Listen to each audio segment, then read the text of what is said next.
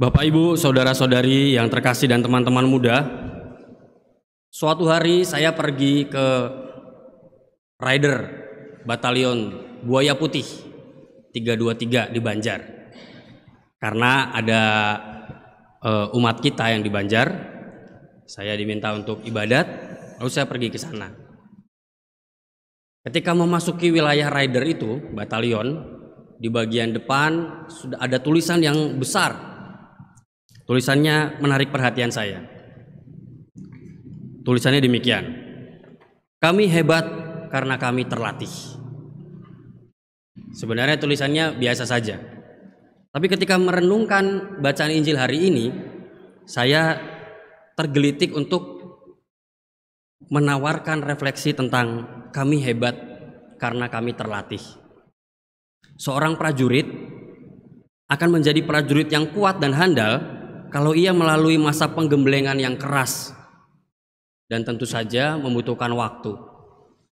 Kecuali dalam darurat perang, tidak ada prajurit yang baru masuk langsung ke medan perang, karena dia akan mati konyol. Bisa-bisa cabut granat, yang dilempar pemicunya, granatnya dipegang, karena tidak melalui masa pembekalan dan pelatihan. Karena sama halnya juga dengan profesi-profesi yang lain, entah itu penyanyi, entah itu pemain sepak bola, entah itu koki, membutuhkan waktu serta masa-masa penggemblengan supaya bisa menjadi seorang yang handal. Dan ternyata demikian pula lah dengan hidup rohani, membutuhkan waktu serta masa penggemblengan supaya hidup rohani ini menjadi kuat. Dalam bacaan Injil, kita mendengar bahwa Yesus setelah berpuasa selama 40 hari, akhirnya dia bisa melawan godaan-godaan setan. Diceritakan puasa dulu sehingga Yesus mampu melawan godaan-godaan setan. Kalau kita lihat godaan-godaan yang dilontarkan oleh iblis kepada Yesus, saya teringat pada sebuah serial Netflix, judulnya Lucifer. Ini adalah kisah serial komedi, bukan cerita horor. Jadi nanti kalau ada yang ingin nonton, tontonlah. Tidak ada horor-horornya. Judulnya Lucifer. Lucifer itu nama seorang setan, iblis.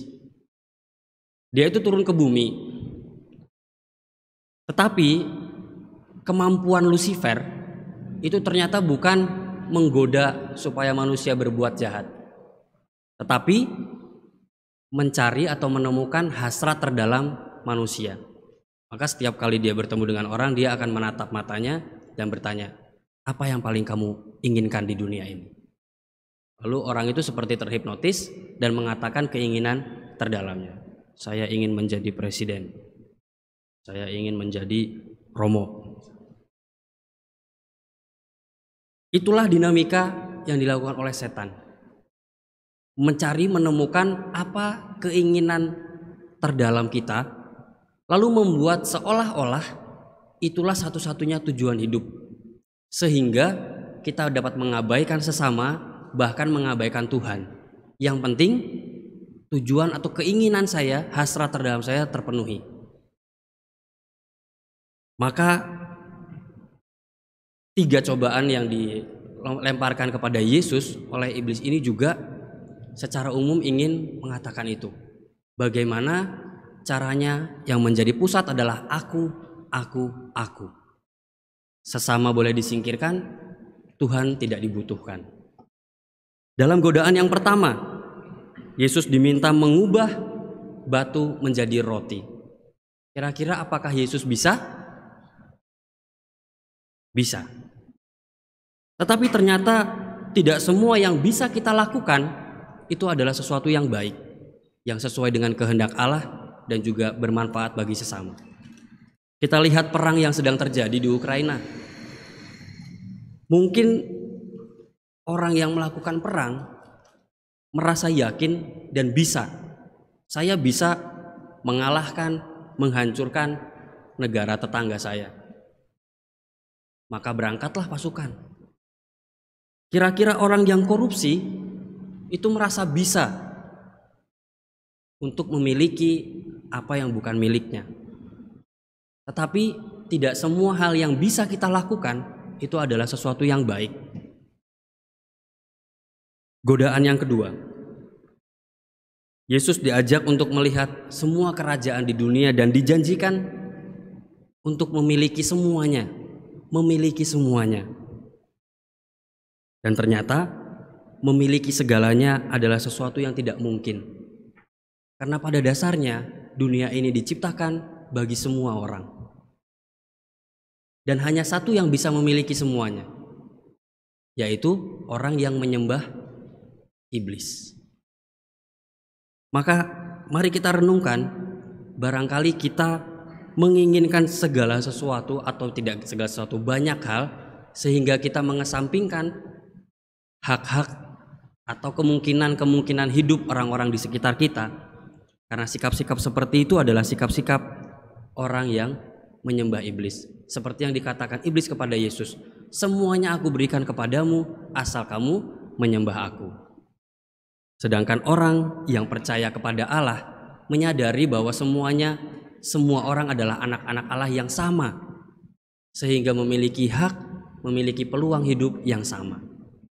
Kalau terjadi ketidaksamaan, maka buahnya adalah sedekah. Yang berlebih memberikan kepada yang kurang. Dalam bacaan pertama kita melihat perjalanan bangsa Israel. Bangsa Israel juga diberikan sebuah tanah yang penuh susu dan madu setelah melalui perjalanan 40 tahun. Dan apa buah dari pemberian itu? Yakni persembahan. Tuhan, karena Engkau telah membimbing aku selama 40 tahun, membebaskan aku dari penindasan, maka aku membawa hasil pertama dari tanahku kepadamu. Inilah perbedaannya orang yang menyembah iblis dan menyembah Allah.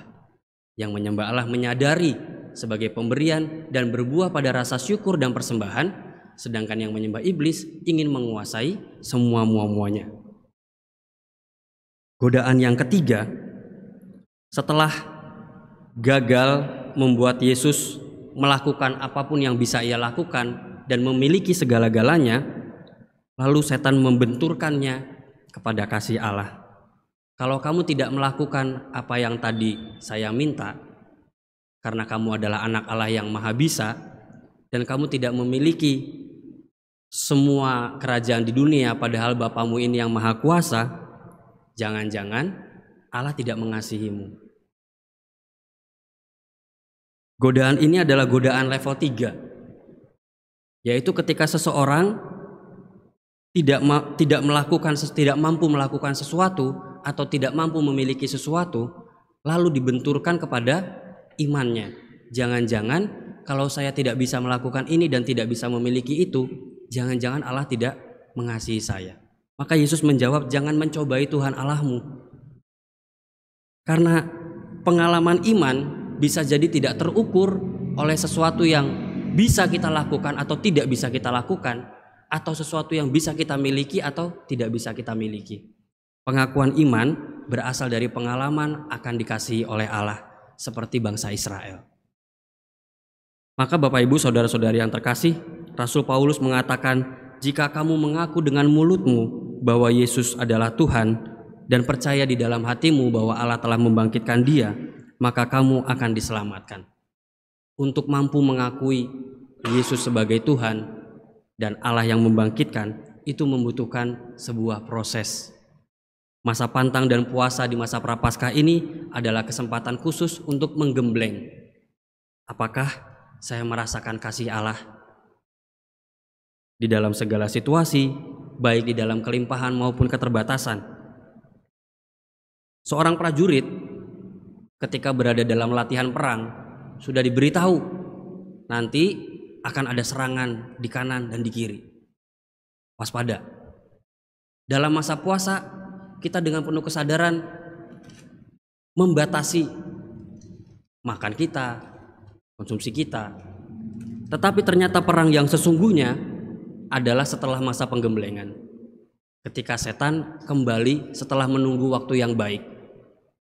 yaitu ketika kita lengah. Maka marilah kita memanfaatkan masa prapaskah ini untuk menggembleng diri. Karena perang yang sesungguhnya mungkin nanti akan terjadi setelah masa prapaskah ini dalam hidup kita sehari-hari. Ketika kita tidak sedang berniat berpuasa, ketika kita tidak sedang berniat untuk beramal. Nah, apakah kesadaran akan pengendalian diri, kesadaran untuk berbagi masih kita hidupi? Atau justru nanti dalam hidup sehari-hari ketika kita tidak sedang berpuasa, setan justru lebih mudah untuk menggoda kita, membuat kita lebih ingin mementingkan aku, dan aku. Marilah kita hening sejenak.